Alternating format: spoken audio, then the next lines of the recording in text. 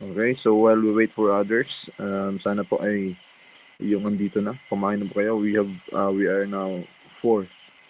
Sir G and Sir Alex and the lecturer, Sir Reynante. By the way, this is recorded naman, sir, ma'am. So, for those who cannot attend in this day one ng free review, I will send copy of this recording sa GC natin. Okay? Right, so sir, meron kayong slides po na i-share? Sorry. Isa na tayo, sir. Yes, sir. We can start right away, sir. Since recorded naman din tayo. Slides.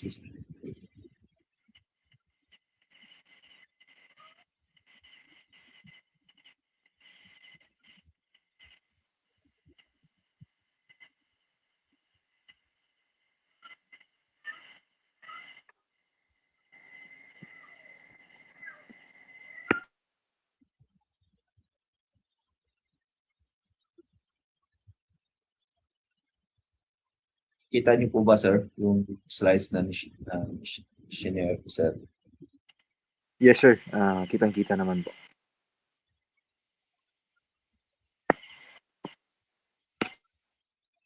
So, sir, magandang gabi. No? Again, I am Police Chief Master Sergeant Renato Balakid ng Davao Norte Police Provincial Office. Isang malaking oportunidad na makasama dito sa exam review para ngayong coming na perform professional exam. Sunday na yata. May mga ibinigay si Sir Jerome na mga questions, no? 1 to 30 yung binigay sa akin na i-discuss ko. Pero meron akong idinagdag sa huli kung meron pang oras. I-discuss din natin. Madaliin lang natin doon sa huli. The 30 questions will be discussed, no? Susubukan natin na may discuss. Hindi man siguro yun talaga ang lalabas, kaya let us try to discuss all the choices. Malaman natin kung ano ba ang references at ano tamang sagot. So ito po yung unang tanong, no? To the participants, no? I invite you, ma'am, sir, na while I read the question, magsagot din kayo para matest ninyo kung tama ba yung sagot ninyo or mali. Sa inyo lang din yun, no? Para hands-on ninyo malalaman, no? Ay, mali pala ako. Ay, tama pala ako. So, kakatulong yun sa atin during exam at sa ating learning process po. So, ito po yung tanong. The NAPOLCOM and the PNP have implemented the new uniform rules of procedure before the administrative disciplinary authorities and the Internal Affairs Service of the PNP as embodied in NAPOLCOM Memorandum Circular number 2007-001. Pero na-amend na to, sa NAPOLCOM Memorandum Circular 2016-02. So may amend, actually hindi amend but revision, no, na revise na tong MC na to, to 2007-001 into the 2016-02.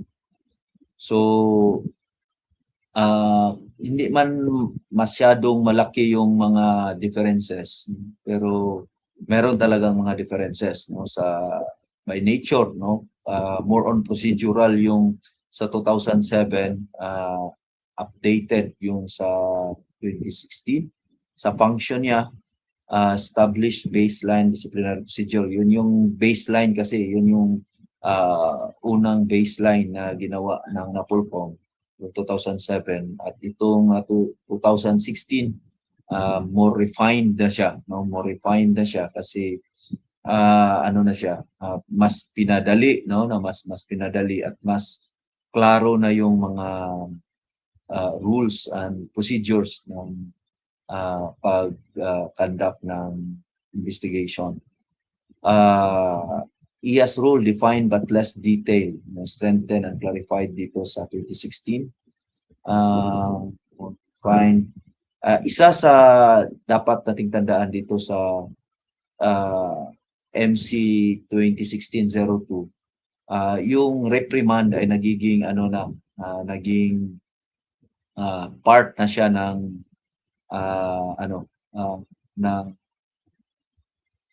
part na siya ng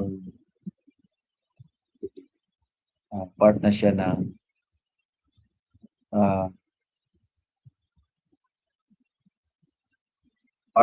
ng penalty, no? Naging part na siya ng penalty. Doon sa 2007-01, hindi siya part ng penalty ng mga administrative cases natin. So, beware tayo pag reprimand yung noon sa 27 pag na-reprimand tayo sa 2007 na MC, hindi matanggal yung mga natin ng bonus, no? Pero dito sa 2016, which is yun na yung sinusunod, pag ma-reprimand ka, tanggal na yung mga bonus natin. No? So, yun, isa sa mga kaibahan. At saka, mas pinadali yung proseso, no? Within 30 days, no? Within 30 days, natatapos na yung yung proseso ng preliminary investigation, yung proseso ng admin case mo, at another 30 days para sa kung may appeal kang gagawin. So mas madali na talaga sa MC 2016-02. So dito tayo sa tanong, no? This MC shall apply to all administrative cases filed against the following, except.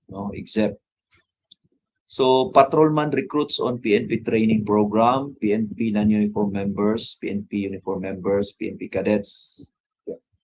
Choices number 5, 2, and 4. So, i-discuss natin. So, accordingly, no, this rule shall apply to all administrative cases filed against uniformed members of the PNP. So, yun yung nandun, general na sinabi sa memorandum circular, no? So ang patrolman recruits on PNP training, tayo, no, pag take out natin, nagiging member na tayo ng PNP, no? Although temporary status pa lamang, no? Kasi training pa tayo. But we are already members of the PNP. Yung PNP non-uniform personnel natin, sila ay members din ng PNP. Kaso lang, no, kung mapansin natin doon sa provision ng MC, uniform members of the PNP lamang ang ma-applyan ng administrative cases based aning MC nato. So dili sila pwedeng ma-appeal, no, ang atong mga non-uniform person, dili sila covered sa 2016-02 na memorandum circular ng NAPOLCOM. Ang PNP uniform members, of course, no, included talaga sila, no. PNPA cadets, ito, no, ang PNPA cadets natin, accordingly, cadets are not yet uniform members of the PNP. They are trainees under the academy. So, trainees pa lamang sila, no? Trainees pa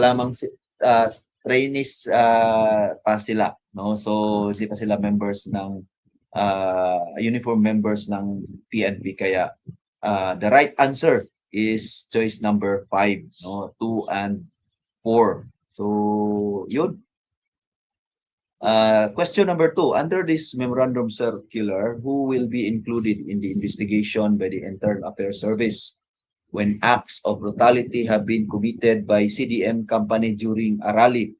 So during rally, may brutality na nagawa yung CDM contingent natin. Choice number 1, no one will be investigated on the grounds of self-defense and lawful performance of duty. So talagang mali na to kasi rule ng IAS is mag-conduct ng investigation. So pag may insidente, magka-conduct talaga ang IAS ng investigation. Choice number 2, only those who will be identified and complained against by the injured rallies. Only those who will be identified and complained against by the injured rallies. No? So, hindi din kasi may motu proprio investigation nga ang kinakandak yung Internal Affairs Service natin. So, may complaint man o wala, nagkakandak talaga yung IAS natin. No? Number 3, those CDM elements committed the alleged acts of brutality. Yes, no? Those CDM elements who committed the alleged acts. Tama, no? Tama to. Number 4, the ground commander and the CDM company commander. Tama din to, no? Tama din to. The highest ranking PNP officer in the area. Ito, medyo alanganin tayo dito kasi malayo na yung span, no? Malayo na yung span.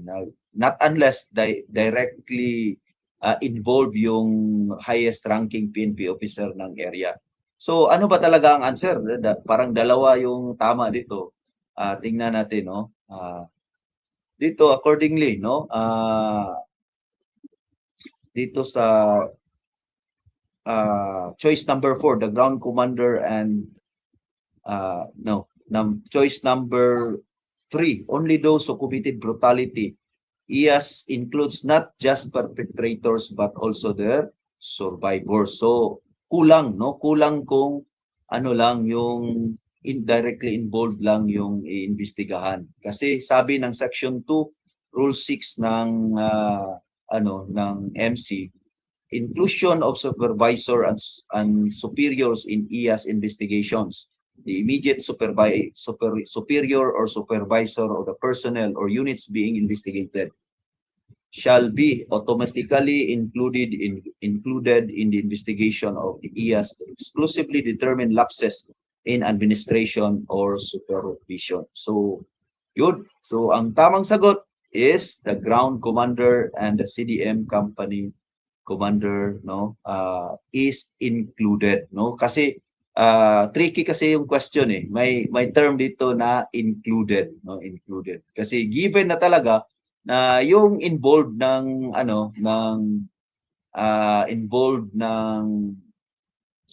insidente iimbestigahan. Pero sabi dito who will be included. So included dito yung ground commander at ang CDM company commander. So hopefully klaro po.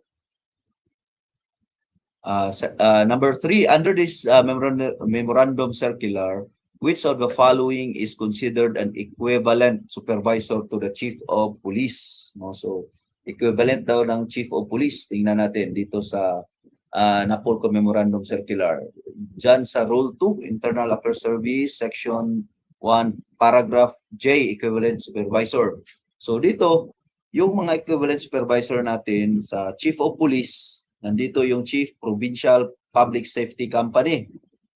Ngayon, Provincial Mobile Force Company na, PPPS, yun? Provincial Mobile Police Provincial Mobile Force Company na ngayon. No? So, ang Chief ng District Public Safety Battalion also and the Chief Police Station of Manila Police District and Quezon City Police District, no, yung equivalent ng disciplinary authority ng Chief of Police. Sa Provincial Director level naman, Director ng City Police Office, no, highly urbanized or chartered cities. Chief Regional Public Safety Battalion, no, ang batalyon ng ating mobile force, then Chief Regional Administrative Support Unit and the Chief Regional Operational Support Unit. So, RASU at ROSU natin, no? Yun yung equivalence ng ating mga provincial director. Tsaka yung city director ng highly urbanized or chartered cities natin. Then sa regional director naman, ang equivalent niya ay yung police district office, no, National Capital Region, no. Tapos yung mga NASO director natin at ang ating mga NOSO directors also. So sila yung equivalent. So going back to the question, so ang equivalent ng Chief of Police dito is yung group director ng ating provincial mobile group, no? So yan yung equivalence ng ating, yun yung tamang sagot, no? Tamang sagot. Okay? So question number 4, under this MC, which of the following is not an affiliate body? No? So yung pag may kaso ka, doon ka mag-appeal, no, for reinvestigation. So accordingly, no, dito yung Chief PNP ay of course hindi yun affiliate body or affiliate authority, dahil ang Chief PNP natin ay ating disciplinary authority. So ang RAB, SILG, ang RAB Regional Affiliate Board, ang SILG National, and then National Affiliate Board, ang Civil Service Commission, sila yung mga affiliate body natin, affiliate jurisdictions according to the rules 7 to 10, no, diyan sa Memorandum Circular 2016-02. So ang tamang sagot is ang Chief PNP, dahil hindi disciplinary authority ang ating Chief PNP. So ang RAB or ang Regional Affiliate Board, ma-appeal dito yung decisions made by our regional director, pababa, no?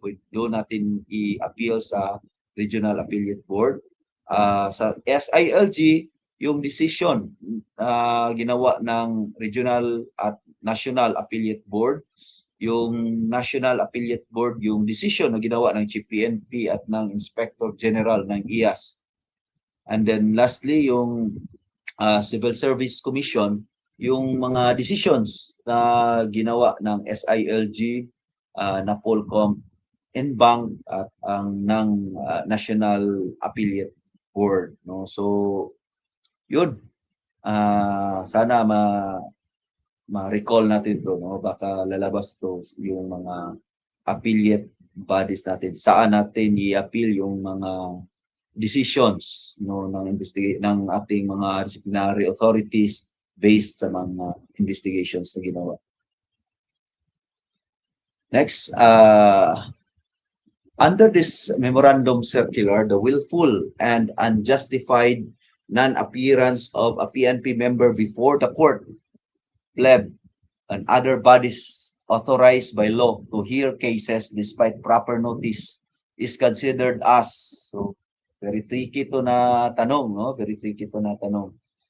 List grave misconduct mo daw, grave misconduct, violation of law, neglect of duty, or the dereliction of duty. So tingnan natin sa memorandum circular kung ano ang sabi. So dito sa Rule 21, yung offenses, ano yung mga offenses na meron according sa memorandum circular. Actually, ang pinaka-basic dito ay tatlo lang, no? The non-feasance, misfeasance, at the malfeasance, or the neglect of duty, irregularities of the performance of duty, and the misconduct. So tatlo lang talaga ang pinaka-basic. Yung 4 to 8 are na sila, mga ano na, mga may specific na sila na mga offenses na nagawa. So itong tatlo yung basic lang talaga. And then the classifications, mayroong mga classifications, yung light, less grave, at saka yung grave. So pag sinabing non-feasance, it is the omission or refusal without sufficient excuse to perform an act or duty which it was the peace officer's legal obligation to perform. So hindi mo ginawa yung dapat mong gawin, non-feasance.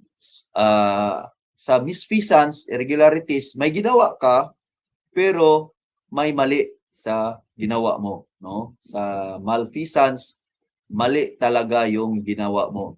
Alam mo na mali, ginawa mo pa rin, no? So, yun yung explanation. So, balik tayo sa question. Ano ang tamang sagot dito? So, sa palagay ko, no? It is neglect of duty, no? Neglect of duty kasi duty natin, no? Duty natin as police officers na mag-appear sa court, no? Kasama yan sa duty natin. So it is a neglect of duty. So walang dereliction of duty doon na inilagay, no? Although accordingly, ang dereliction of duty at neglect of duty pare-pareho lang sila. Mayroon silang similarities, no? Pero according sa memorandum circular, walang inilagay doon na dereliction of duty. Neglect of duty lang ang doon. Okay? So number 6, the minimum number of days of suspension that can be imposed by a mayor on a PNP personnel complained against by a citizen is, so tingnan natin ano ba ang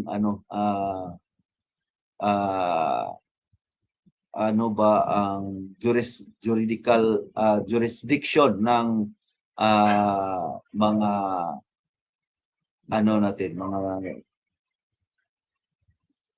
ng ating mga mayors, no, sa PNP personnel. So dito sa Chief of Police, mga suspension, forfeiture of salary or combination thereof, not exceeding 15 days, no, or withholding of privileges, restriction, not exceeding 15 days. So 15 days pababa yung sa Chief PNP. Yung sa city and municipal mayors, sa ating mga mayors, 30 days, no?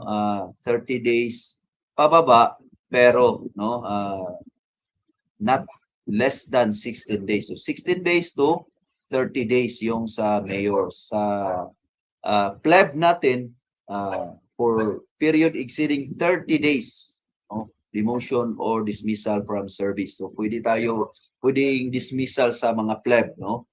So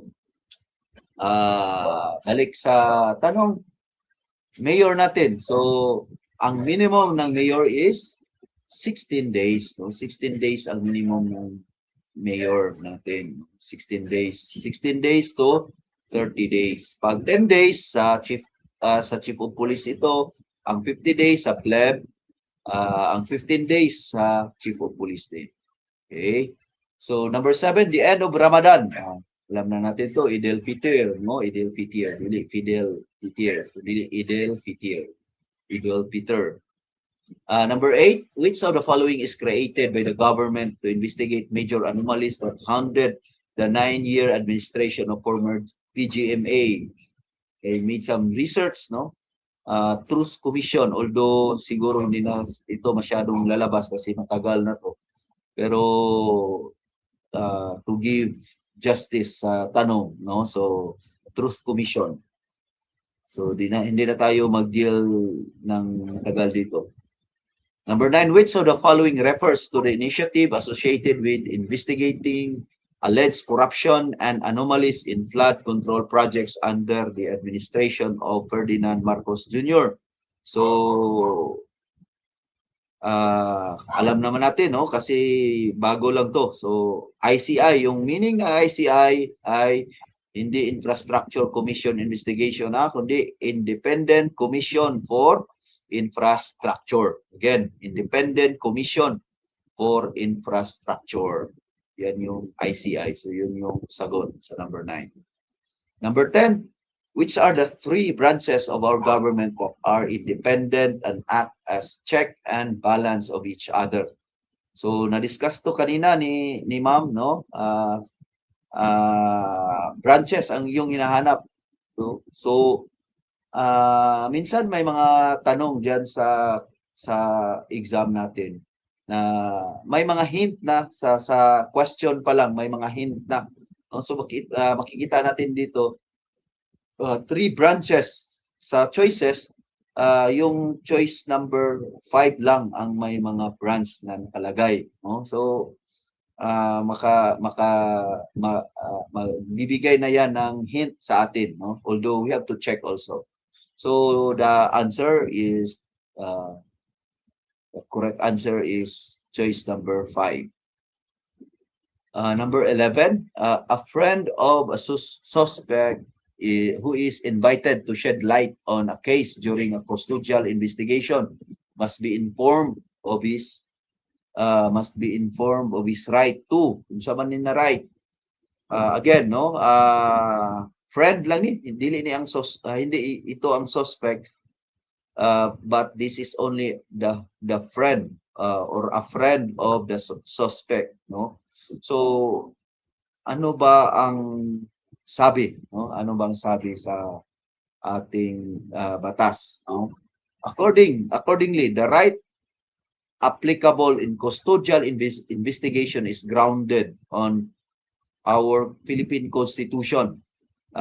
It is found in Article 3, Section 12, which provides any person under investigation for the commission of an offense shall have the right to be informed of his right to remain silent and to have competent and independent counsel. Yan yung Miranda Doctrine natin. This is enforced by the right against self-incrimination under Article 3, Section 17, which states no person shall be compelled to be a witness against himself. No? So, even if the person is only a friend invited to shed light on a case, once questioning becomes part of a custodial or investigative process that may implicate him or her, he must be informed of his right not to incriminate himself, meaning he cannot be forced to give statements that may be used against him or her. No, so the right answer is ma-inform siya against his or her right against self-incrimination. So naikatungod, no, na may karapatan yung invite natin na i-inform natin siya na he or she has the right for against self-incrimination. Number 12, when a person is under custodial investigation, it is constitutional mandate that subject person must be allowed to inform his immediate family, allowed to make his last request, apprised of his rights, put at ease. Number 5, fed first. No? So under custodial investigation, ano ba ang constitutional mandate nating mga pulis ipaalam sa ating iimbestigahan, no? So basically under constitutional mandate, hindi naman nag-mandate na i-inform natin kaagad yung family, no? The basic talaga is to apprise or to inform, no? I-inform natin siya sa kanyang mga karapatan, no? So apprise of his rights, no? Nabasa natin yan dito, no? Sa Article 3, Section 12, no? Any person under investigation shall be, no, shall have the right to be informed of his rights. Shall be informed of his rights. So dapat, no, ma-apprise natin ng kanyang mga rights, especially, no, the Miranda rights. Correct answer is choice number 3. Number 13, what constitutional body is responsible for the monitoring and proper utilization of public funds? So constitutional body, no, under 1987 Philippine Constitution, diyan sa may Article 9-D, Section 2, the Commission on Audit shall have the power, authority, and duty to examine, audit, and settle all accounts pertaining to revenue and receipts of an expenditure or uses of funds and property. So Commission on Audit, no, Commission Public Accountability, wala man tong commission, no. May may Committee on Public Accountability sa Senate. Commission on Good Governance, no, hindi din to. Good Governance kasi Commission on Finance and Audit, no, walang Finance and Audit, Commission on Finance lang, no? Bureau of Accounting, part lang yan sa Finance. So, ang right answer is Commission on Audit. Number 14, consider the following statements in Miranda Doctrine. So, you have the right to remain silent, no? Palagi itong pinamemorize sa atin, no? During promotion, no? At even during inspection, no? So, dapat very familiar tayo dito. No? So, ito yung talaga yung Miranda Doctrine, no? You have the right to remain silent. Anything you say can and will be used against you in any court of law. You have the right to counsel of your own choice. If you cannot afford a counsel, you shall be provided one to assist you.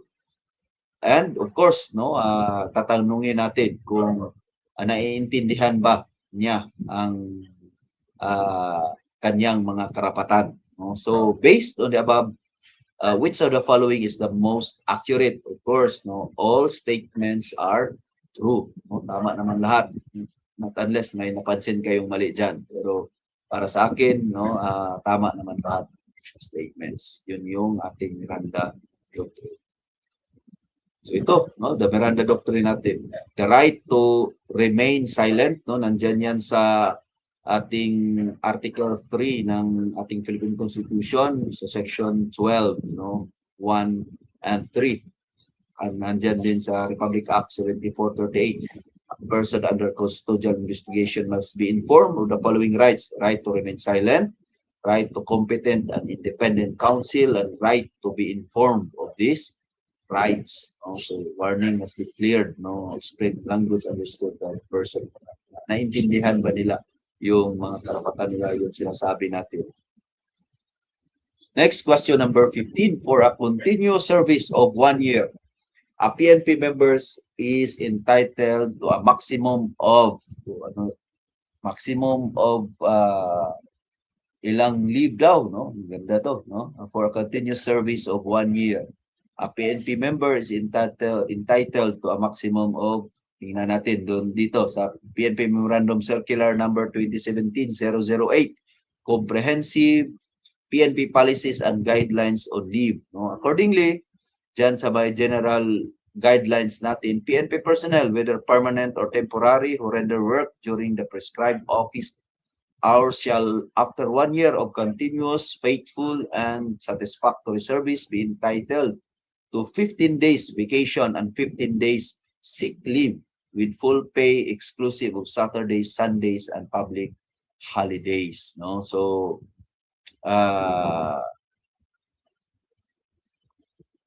for 1 year, no? Kung naka-render tayo ng continuous 1 year service, mayroon tayo, entitled tayo ng 15 days vacation at 15 days sick leave. Uniform PNP personnel are only allowed 30 days vacation leave, inclusive of 5 days mandatory leave in a year, including Saturdays, Sundays, holidays.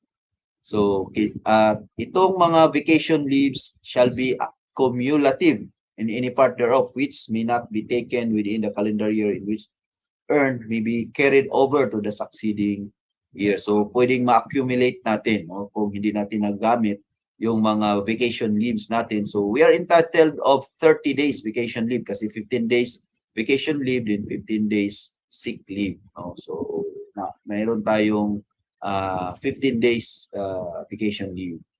30 days vacation leave. So, ang tamang sagot dito is choice number 4, 15 days vacation and 15 days sick leave.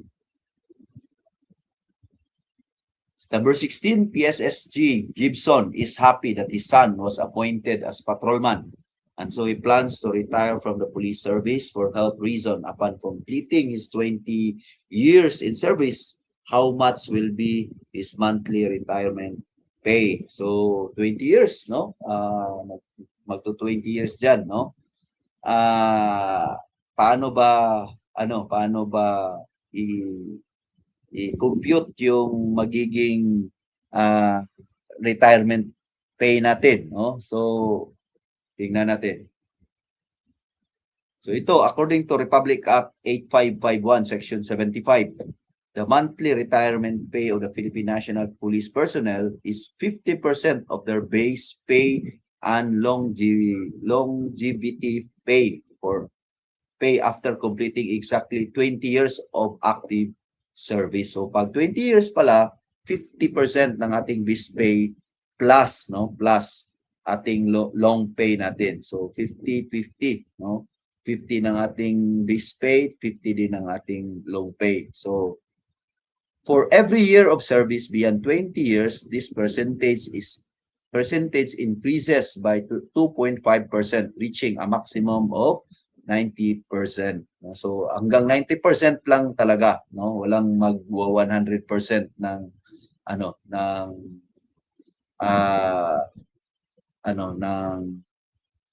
retirement benefit natin. So the right answer is 90% of base pay, 20, choice number one kasi 20 years lang.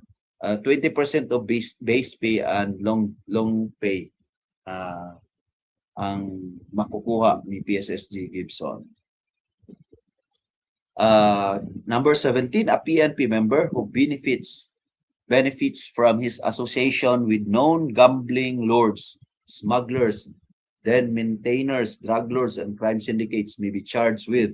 Ito, very tricky din to na tanong, ano ba ang pwedeng i-charge sa PNP members who benefits from his association with known gambling lords? So serious irregularities in performance of duty ba? So hindi naman to connected sa kanyang performance sa duty. So eliminate na natin 'yan. Number 2, less grave misconduct. Pwede, misconduct kasi pwede itong magiging misconduct to. Less grave, less grave ba 'yon, kasi known, kasi may word dito na known gambling lord. So hindi siguro less grave 'yan, less grave. So conduct unbecoming, graft and corruption ba? Grave misconduct ba? So tingnan natin sa ating reference. Common acts considered as conduct unbecoming. So nandito 'yon, kasi sa palagay ko, the answer is conduct unbecoming. So I did some research, tama talaga, nandito yung sa number 2, dishonest and disgraceful conduct in the public, abuse of authority. So ito yung mga typical examples of recognized in PNP administrative cases as considered to be conduct unbecoming. Immoral and indecent behavior. So maintaining illicit relationships, may didang, yan yung isa pwedeng i-file na admin case dyan is conduct unbecoming. Public scandal involving moral misconduct, acts of sexual impropriety. Number 2, dishonesty and misrepresentation, lying in official or personal matters. Kahit personal matters para natin, pwede tayong file ng conduct unbecoming. Number 3, disgraceful conduct in the public, drunkenness in public while in uniform. Kaya nga binabawalan tayo na uminom in public, creating scandals, fights, and disturbances. Behavior that brings embarrassment to the embarrassment, and then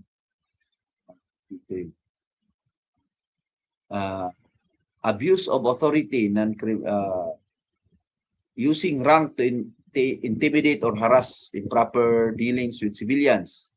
Improper association, ito, number 5. Nandito yung sa katanungan natin, improper associations. Maintaining ties with criminals or suspicious person, frequenting places of ill repute.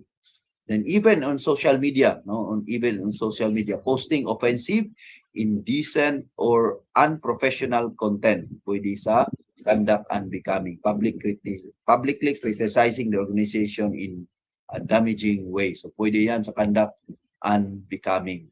So the correct answer is conduct unbecoming. Hindi siya pwede sa graft and corruption, kasi may specific talaga yun sa graft and corruption. Ito yung sa graft and corrupt practices sa Republic Act 3019, may mga elements talaga na dapat ma-satisfy before natin i-consider as anti-graft and corrupt practices. Kasi may sinabi doon ng benefits kasi, no? Benefits. So, I think ang pinaka malapit na sagot is conduct and becoming. Number 18, you are the admin PNCO of a police station. One of your police personnel suffered injuries and has become permanently incapacitated. No, you advise him to apply for total permanent physical disability discharge, no? And inform him that under Republic Act 4864 as amended, he can avail of the following benefits. So tingnan natin anong sinasabi ng Republic Act 4864. So sabi dito, yung mga benefits, no? Benefits under NAPOLCOM and related laws. Gratuity pay, a lump sum equivalent to 1 year of claimant's basic salary. And then my lifetime monthly pension equivalent to 80% of claimant's last salary. No? So kung death, the question is temporary physical, total permanent disability. So pension, 80% ng pension ang magiging pension, 80% ng salary. Reimbursement of medical expenses, no? And some optional pension for survivors, no? So pag namatay, no, should the retiree died, no, na hindi pa natapos yung 5 years niya, the surviving legal dependent or spouse niya ay matatanggap pa rin yung natira sa 5 years na retirement fee niya sa kanyang yung pension niya. So balik tayo sa tanong. Exempt, no? May exempt dito, may exempt. So ano ang hindi matanggap ng ng nag-apply ng TPPD. So entitlement of lump sum na nandun ito, no? Promotion to the next higher rank, wala ito dito, no? Wala dito. Reimbursement of medical expenses, nandun yun. Hospitalization, lifetime monthly pension equivalent to 80% of the last salary, yes, nandun din. Restoration of leave credits for absences incurred during sickness.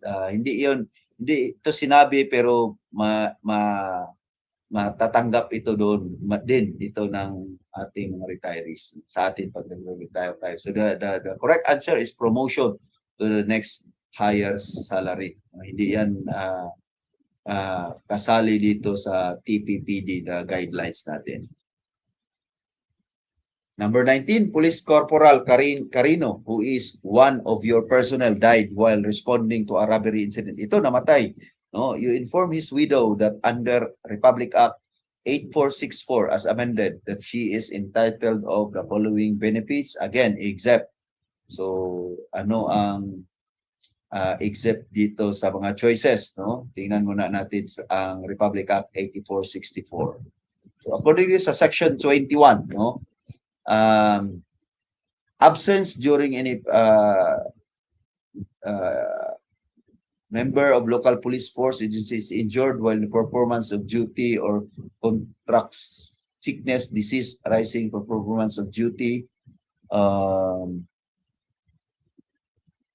Yung absence, ito, if a member is killed, if a member is killed or dies from injury suffered or sickness contracted in line of duty, surviving spouse, or if there be non-dependents or surviving parents or brothers, sisters shall be entitled in addition to the foregoing benefits to 1 year's salary, which shall in no case be less than 4,000 kasi maliit pang sahod noon, no? So, and burial expenses equivalent to 3 months salary, which shall be in no case be less than 500 pesos, no? if such member is permanently disabled, disabled naman, killed man yung tanong natin. Pero basahin din natin. As a result of injuries suffered or sickness contracted in line of duty, the city municipal mayor shall cause the compulsory retirement of such member upon certification of the city municipal health officer that the extent of disability sickness renders such member unit unable to further perform the duties of peace officer, in which case he shall be entitled of a gratuity equivalent to 1 year salary, no? So pwede pala tayong mag-claim, no, pag permanently disabled other than, no, yung na-discuss natin kanina, pwede din pala tayong mag-claim doon sa ating mga LCEs, no, ng 1 year gratuity equivalent, no, which shall be no case be less than 4,000 pesos or to lifetime pension equivalent to 80%. So pwede. So balik tayo sa tanong, except, no, except ano ang died responding robbery incident, you inform his widow nga na makakatanggap ng gratuity equivalent to 1 year salary, yes. Burial expenses, nandun din yun ito. Monthly pension for 5 years equivalent to 80%, yes, nandun din. Reimbursement of reasonable medical expenses and restoration of deduction leave credits, yes, nandun din ito. And then monetary equivalent of police corporal Carenius unused leave, ito yung wala, no, hindi monetary equivalent unused leave, no? So number 5 is the correct answer dito dahil may except. Number 20, under Republic Act 6963, what financial assistance is granted to uniformed members of the PNP who is killed or becomes permanently incapacitated while in the performance of duty? Ito, Republic Act 6963 naman, no? Ano ang sinabi ng batas na to? So 1990 to, no, Republic Act 6963, an act granting special financial assistance and benefits to the family or beneficiary of any police, military personnel, fireman killed or permanently incapacitated while the performance of his duty or by reason of his office or position or for purpose of others. So first and foremost, there's Section 3, makatanggap tayo ng special financial assistance worth 6 months of salary, no? So that's according to Republic Act 6963, 6 months salary, special financial assistance. Section 6, hospitalization expenses shall be shouldered by the office where he belong, no? So again, ito depende din sa budget ng office natin, no? Depende din sa budget. Section 7, surviving spouse given priority in employment in government office, no? So may priority ng employment ang surviving spouse.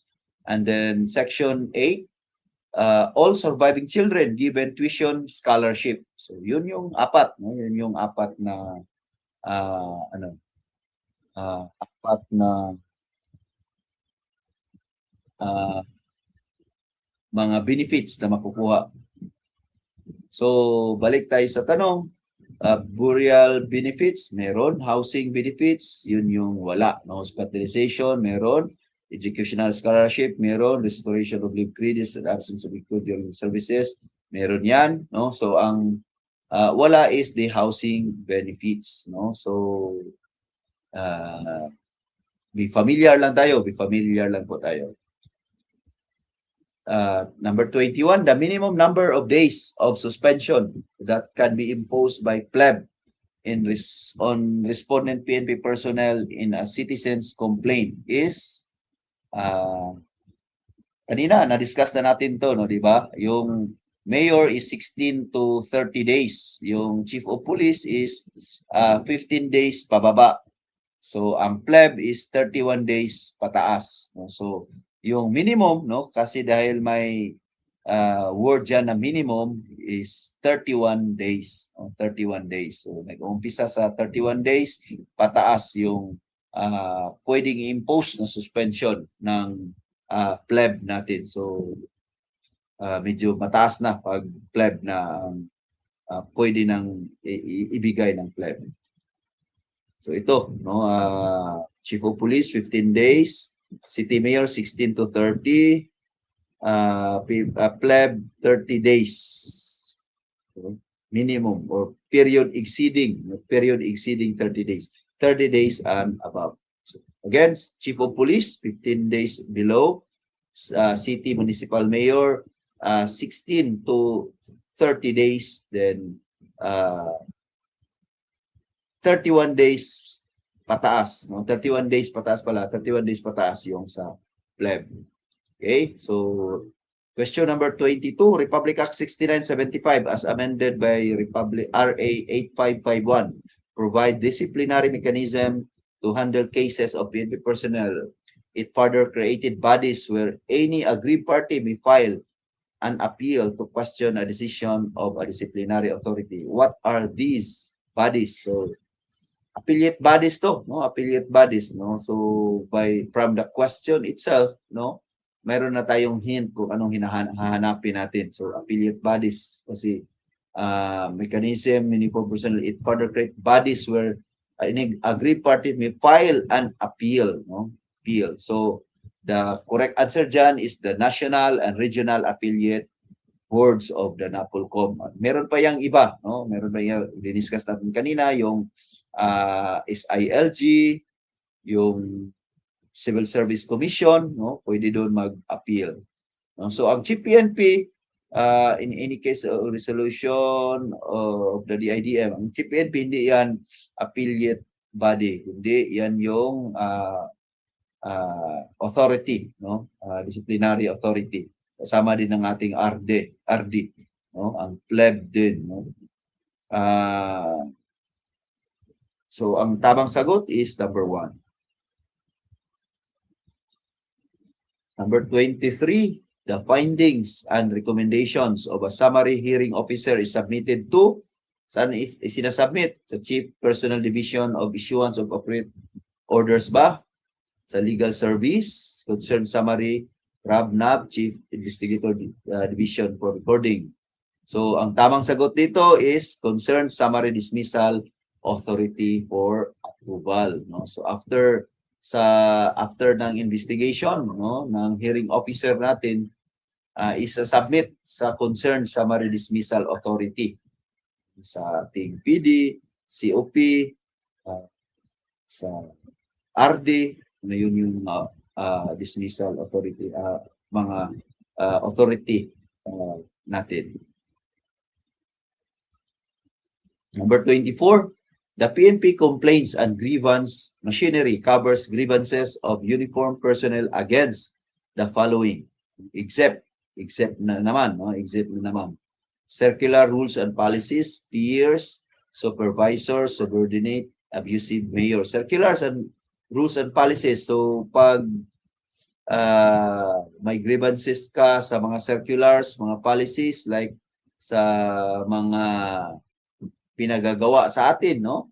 Pinagagawa sa atin, pag may grievances ka doon, pwede ka namang magpadala ng yung grievance through the grievance machinery ng ating organization. So sa peers, pag may grievance ka sa peers, pwede din sa supervisors, sa subordinates, at hindi pwede sa abusive mayors. May ibang may ibang venue yan pag sa mayors na. May ibang hindi yan kasi yung grievance machinery natin ay para lamang sa loob, no, sa atin lang, internal lang natin sa ating organization.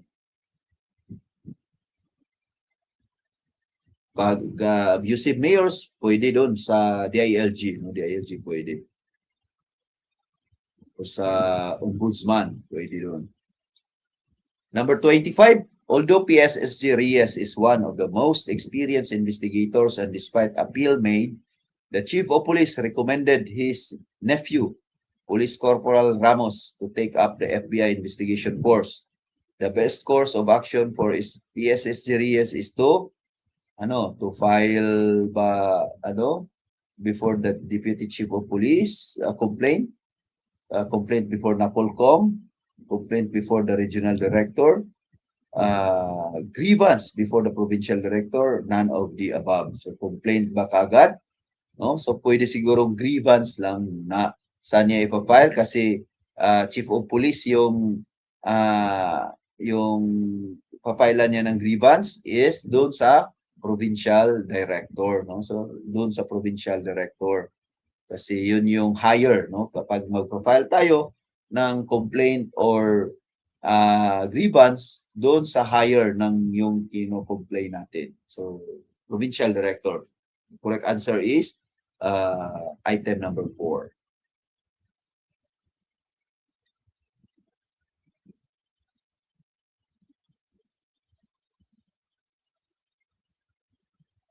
So, tandaan natin to. A grievance is the proper remedy for the satisfaction over decisions like training selection.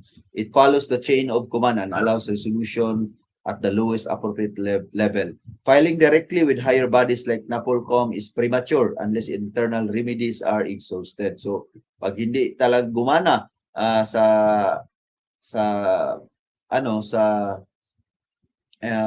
provincial director, pwede naman sa regional director, pag hindi talaga, pwede na sa NAPOLCOM. Number 26, PNP personnel under the memorandum of agreement, no, under the memorandum of agreement entered into between PNP and DOH may not be confined for illness, bring their direct dependents, avail of the maximum coverage allowable for illness, visit the nearest DOH retained hospital without being charged directly. So under the memorandum of understanding, ito lahat nandun to lahat, no? Nandun to lahat. Allowed tayo na maka-avail ng confinement sa DOH.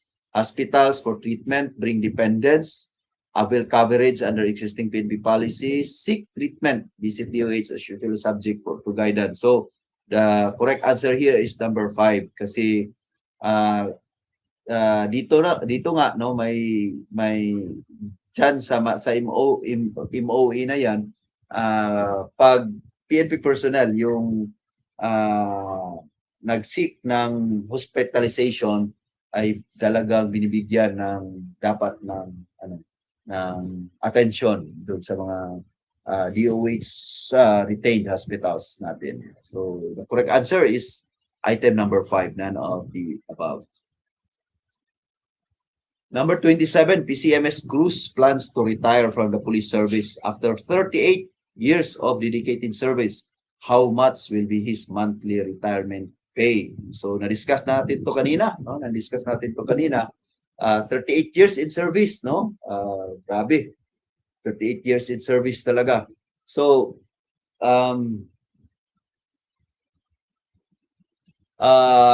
as we have discussed kanina, 90% lang, no, hanggang 90% lang talaga yung pwede, no, hanggang 90% lang talaga yung pwede na ma-avail natin. 90% ng base pay at 90% ng long pay. So yun yung sagot, no?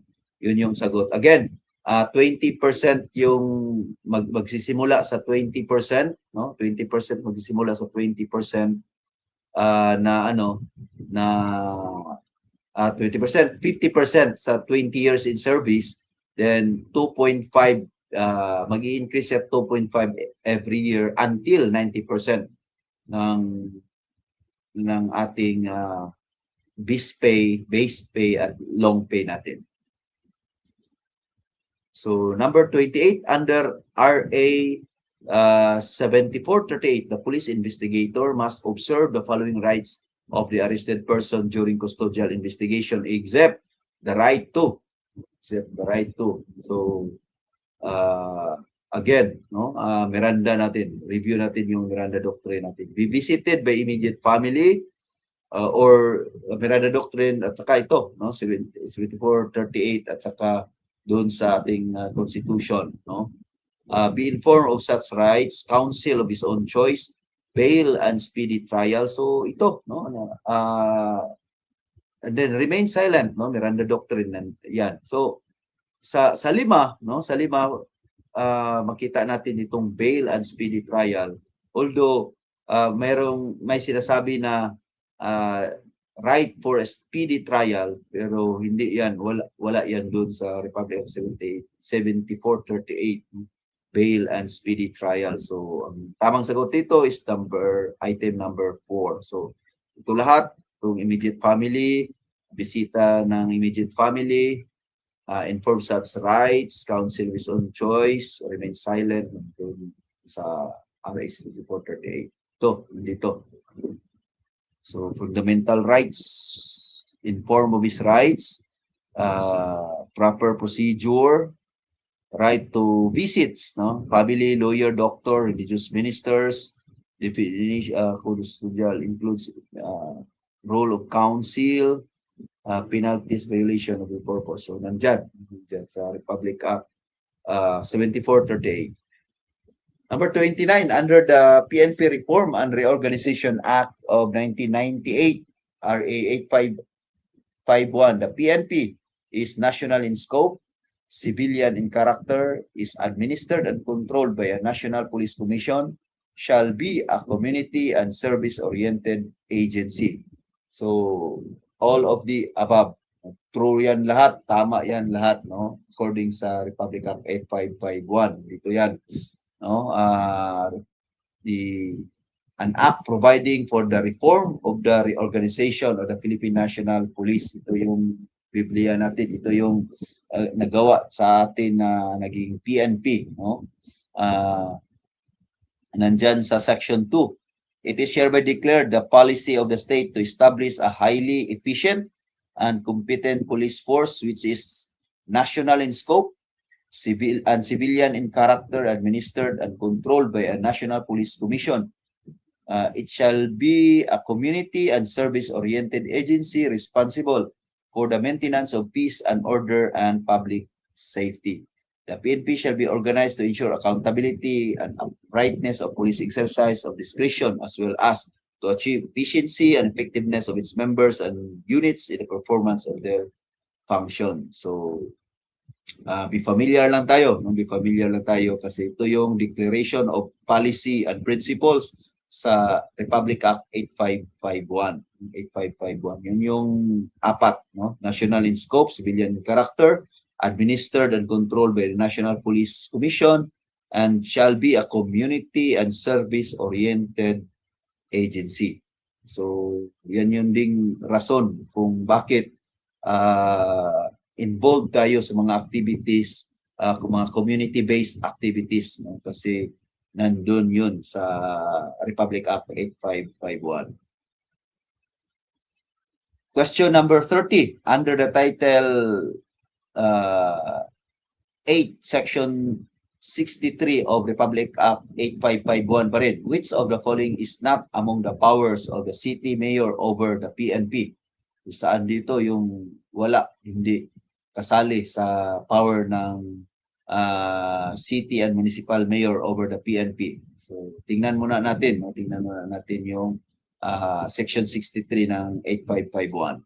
So, section 63, section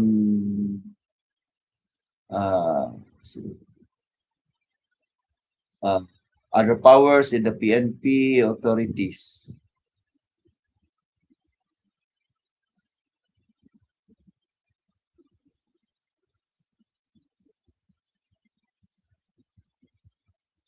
Authority to choose, no? Ito. Other powers. In addition to the aforementioned powers, city and municipal mayor shall have the following authority over the PNP units and the respective jurisdiction. Authority to choose the chief of police from the list of 5 eligibles, provided, however, that in no case shall be officer in charge be designated for more than 30 days, no? Pag hindi siya nakapagpili. Provided further that the local peace and order council may, through the city municipal mayor, recommend the recall of reassignment of chief of police when in its perception the latter has been ineffective in combating crime and maintaining peace and order in the city. Provided finally that such relief shall be based on guidelines established by the NAPOLCOM.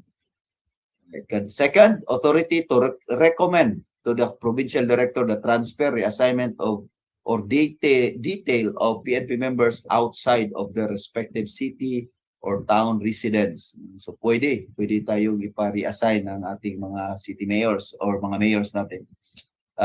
Number 3, authority to recommend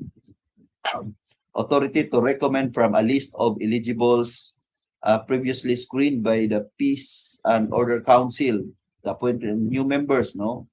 Yung recruitment natin to be assigned to the respective cities, municipalities without which no such appointments shall be attested, provided that whenever practicable, consistent with the requirements of the service, PNP members shall be assigned to the city or municipality of their residence. So sa ating mga choices, authority to exercise administrative and disciplinary powers. Yes, kasi sa mga cities at sa mga municipalities natin wala nang NAPOLCOM. Ang NAPOLCOM ang binigyan ng authority ng NAPOLCOM ay yung mga LCEs natin, no? So authority to choose the chief of police provided nandun yun. Authority to recommend the promotion of police officers. Yun. Ito. Parang wala to. No? Wala tong mag-recommend ng promotion ng police officers. Authority to conduct inspection and audit. No? Ito, trabaho to ng NAPOLCOM dahil yung NAPOLCOM ay deputize ng mga mayors natin, pwede itong gawin ng ating mga mayors. Number 5, authority to recommend the transfer, reassignment, or detail of PNP members. Yes, pwede din. So, among the choices, the choice number 3 is ay hindi kasali. No, hindi kasali sa powers ng ating mga city and municipal mayors. Authority to recommend the promotion of police officers. Kasi yung promotion, internal yan sa atin. No? Although, noon may mga verbal, no? Mga verbal recommendation. Pero hindi yun authorized. Hindi yun authorized according sa ating batas sa Republic Act 8551. Question 31, hindi na yata kasali to, no? Which of the following is not under the supervision of the ILG? Ano man? So ang PPSC hindi yan under sa under the ILG, ang BGMP, PNPA, PPSC hindi yan kasali, no? Hindi kasali. PNPA, PSC, kasali. So, PNPA is under PPSC, no? Under PPSC ang PNPA. So, ito, may oras pa ba tayo? So, hanggang 10 o'clock lang siguro tayo kung mayroon pang nakikinig dyan, no? Hanggang 10 o'clock lang, mayroon akong mga prepare na mga questions din, baka makatulong, baka lalabas ito ngayong linggo sa exam ninyo. So, please bear with me. No? Which of the following best describes personnel administration in the PNP? No? So, para sa akin, the correct answer here is recruitment, training, promotion, and welfare of personnel. No, letter B. Kasi yung management of firearms, hindi yung trabaho sa admin. Although admin family pa rin yan, pero sa supply yan. No, investigation, of course, no, sa IDMS, ang court prosecution of offenders, no, hindi yan kasali sa administrative functions. So letter B. Next, which is not a function of police administration. So, which is not saan dito ang hindi function ng police administration? Of course, adjudicating court cases, no? Adjudicating court cases. Organizing, directing, budgeting, trabaho niyan na administration. The span of control, ito, baka lalabas to, no? Span of control refers to, ano bang ibig sabihin ng span of control? Of course, ang ibig sabihin yan is the number of subordinates a supervisor can effectively manage, no? Kung saan pwedeng makontrol ng isang supervisor, no? Ang span of control. So may span of control tayo, no? May span of control tayo. Every supervisor may span of control tayo. So letter B, no? The most important principle in delegation of authority is, so the most important principle in delegation is most important principle in delegation is accountability cannot be delegated, no? Authority without responsibility, hindi pwede, no? Hindi pwede. Authority without responsibility, responsibility without authority, equal distribution of rank, no? The best answer here is accountability cannot be delegated. Dahil kahit diniligate mo na yung trabaho, kasi trabaho mo yun, sa'yo pa rin yung accountability. Sa'yo pa rin yung accountability as the authority talaga na gumawa ng trabaho. The PNP chain of command ensures, no? Ano tong PNP chain of command? The PNP chain of command ensures a political interference, unity of direction and command responsibility, independent decision making at all levels, removal of supervision. So para sa akin, no, the correct answer is unity of direction and command responsibility, the chain of command, no? Command responsibility. So hindi yan independent decision making at all levels. Kaya may chain, no, may chain kasi papalo tayo sa chain of command, no? Mayroon tayong unity of direction. Okay? So in police administration, supervision primarily means punishing officers, overseeing work performance and compliance with orders, conducting criminal investigation, ensuing laws. Correct answer is overseeing work performance and compliance with orders, no? So yun yung trabaho ng mga supervisors natin. Hindi mag-punish, hindi na mag-conduct ng investigation, criminal investigation or ensuing laws, kundi mag-oversee ng work performance and compliance with orders sa ating mga subordinates. In police administration, supervision primarily means, yes, which of the following is the highest administrative authority in the PNP? So alam na natin to, the chief PNP, no? The chief PNP, yung highest authority, highest administrative authority in our organization, highest.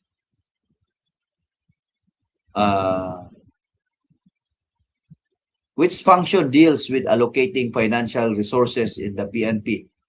Again, which function deals with allocating financial resources? Of course, no? Budgeting, budgeting yan, budgeting.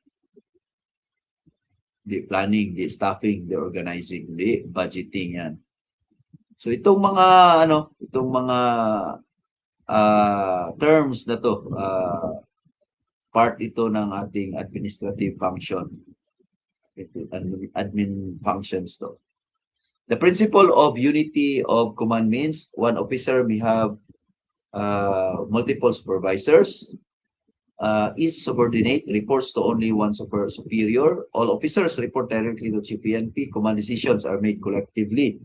So the principle of command, of unity of command means each subordinate reports to only one superior. So yung superior mo, may superior din, no? So it will follow the chain of command. So report tayo sa ating superior, yung superior natin mag-report sa superior niya, it will follow going up to the chain of command.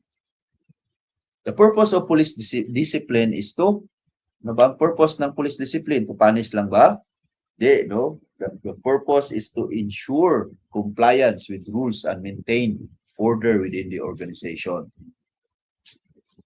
Yan yung purpose ng ating police discipline, hindi punish, hindi to replace criminal law or eliminate structure, kundi to ensure compliance with rules and maintain order within the organization. Time check. 48. Which is not part of administrative disciplinary action.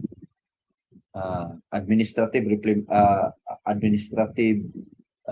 disciplinary action, suspension, part yan, dismissal, part yan, reprimand, part yan, no? Di-discuss natin kanina. Imprisonment by court is not part. So, di part yan ng administrative disciplinary action. Yung suspension, dismissal, reprimand, curtailment of benefits, meron. Pwede. Next, concept of delegation of authority. No? Na-discuss to kanina, pero ibang mga choices dito.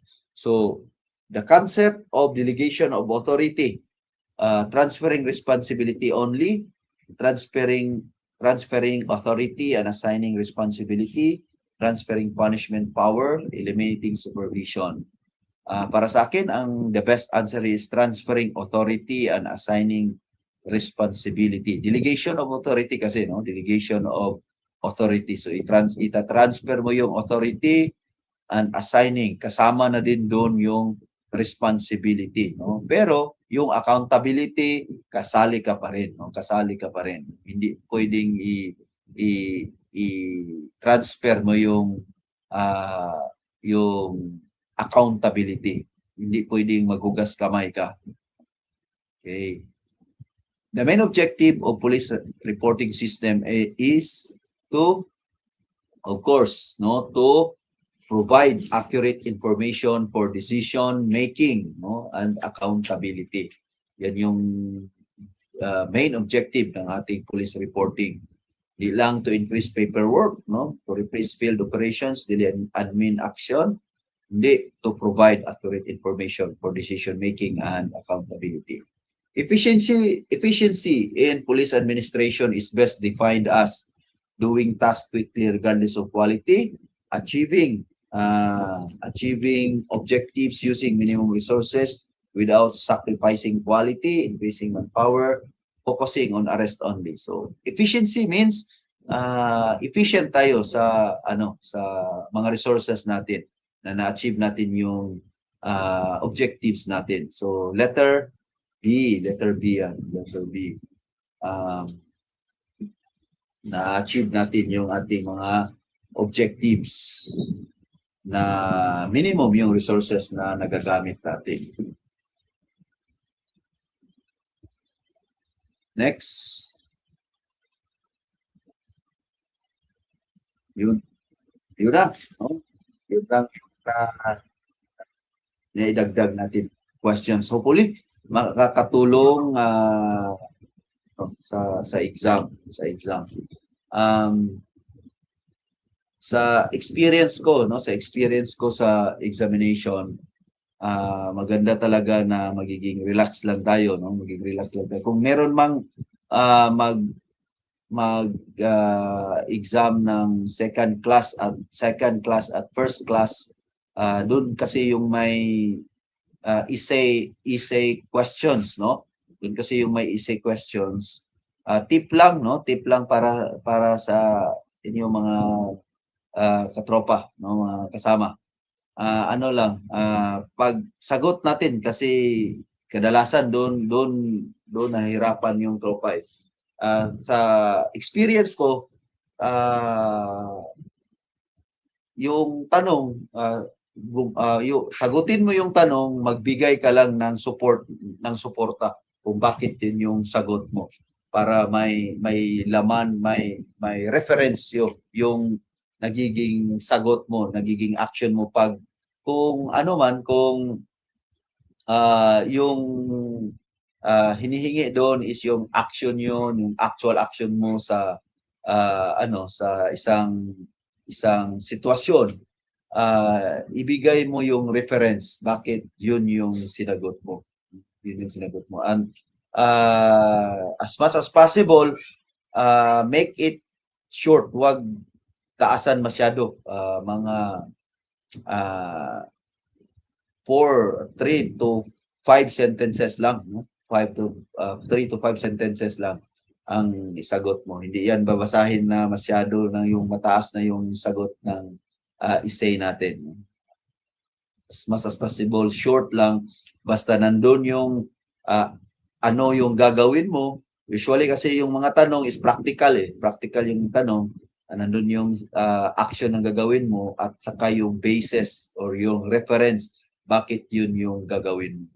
So, according to POP, mga ganon, according to NAPOLCO Memorandum Circular, ganon, no? But hindi naman kailangan na i-ano mo talaga, no? Pwede naman general lang, no? Pero general lang kasi hirap naman talaga i-memorize lahat ng mga memorandum circular. So, yun, good luck, no? Good luck sa exam ngayong Sunday, no? Hopefully, papasa tayo, no? Papasa tayo sa exam. Be keen to observe, no? Be keen to observe also sa mga tanong. Minsan, mga tricky questions, minsan nandun na din yung mga hint doon sa tanong, no? Doon sa tanong. Wag masyadong magmadali, no? Wag masyadong madali. Mataas man yung oras ng exam, no? Mataas man yung binigay na oras. So, i-review bago ipasa yung sayang kasi yung yung panahon, yung pera na binabayad din natin para sa pag-register natin sa exam, sayang din, no? So, yun lang, no? Not unless meron kayong mga katanungan po, ma'am sir. Yun lang, hanggang doon lang ako sa aking pag-share ng sa pag-share ng sa review natin para sa exam ninyo ngayong Sunday po. Okay. Sir Jerome? Yes, sir. So, thank you so much, Sir Renante Balakit, sir, sa pagbigay po ng mga detalye and input about sa actual scenario, no, ng exam based on your experience. So, sir, ma'am, if you do have any questions, it's time for you to ask our lecturer. This is the last. Okay, this is the only topic, sir, no, that assigned sa iyo, sir. Tama po ba? Yes, sir. Okay. But if ever, sir, they have questions, invite ka rin namin tomorrow. Baka yung iba dito Yes, sir. Walang mga questions nila, okay? Yes, sir. Okay, sige, sir. So, thank you, sir, ma'am. About sa recording, I'll send the copy of this live doon po sa GC natin. And then, makasama pa natin ulit bukas, Sir Renante Balakit, para sa questions and answer, no, if you do have. Okay, so thank you and good night, everyone, sir, ma'am. Salamat po. Sir, salamat po.